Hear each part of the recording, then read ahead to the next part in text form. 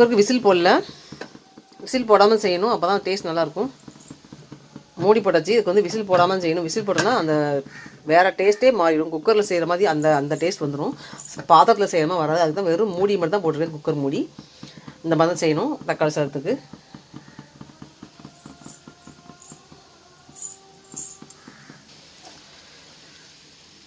தண்ணி கொதிச்சிச்சு, அரிசி சேர்த்துடலாம்.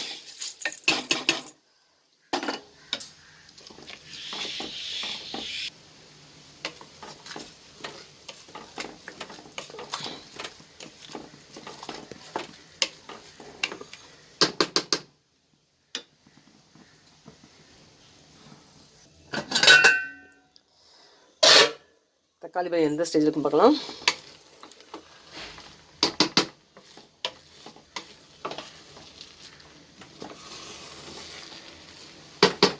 நெய் சேர்த்துக்கலாம். இப்போது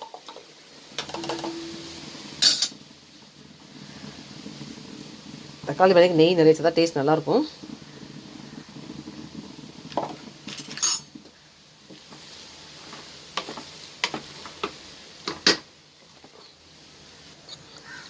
சூடான தக்காளி பழம் ரெடி ஆயிடுச்சு.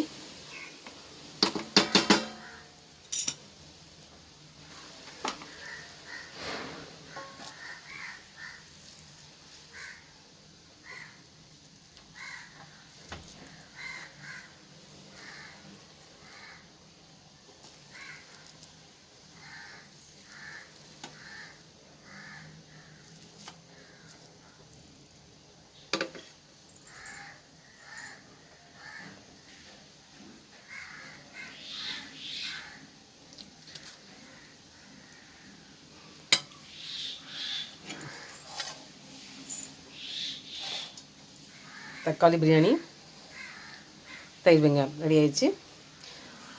என்னோடய சேனல் லைக் பண்ணி சப்ஸ்கிரைப் பண்ணுங்கள். வீடியோ கூட ஸ்கிப் பண்ணாமல் ஸ்டார்டிங்லேருந்தே பாருங்கள். தக்காளி பிரியாணி எப்படி செஞ்சுக்கலாம். குக்கரில் மூடாமலே நம்ம வந்து இந்த மாதிரி பாத்திரத்தை செய்கிற மாதிரி செஞ்சுக்கணும். அடிக்கணமான பார்த்தோன்னா அடி ரொம்ப பிடிக்காது. சாதம் அப்படி வந்து தக்காளி பிரியாணி அப்படி பொழு பொழுன்னு செஞ்சு சாப்பிட்லாம். அதுவும் ஒரு டேஸ்ட்டு, கொலகலப்பாக ஒரு டேஸ்ட்டு. இது ஆறுனா கூட நமக்கு வந்து இந்த பொழுவு தன்மை வந்து மாறாது, நல்லாயிருக்கும். கொலகலப்பாக இருந்ததுன்னா ஆறுனா கூட கட்டிமாக சேர்ந்துடும். அந்த பச்சரிசியோட தன்மை வெளியே வந்துடும். இப்படி பொழு பொழுன்னு செஞ்சு சாப்பிட்டு பாருங்கள். அதுவும் இந்த பொடி பச்சரிசி தான் எடுக்கணும். இது கொஞ்சம் பிரியாணி அரிசி மாதிரி தான் இருக்கும். டேஸ்ட் ரொம்ப நல்லாயிருக்கும்.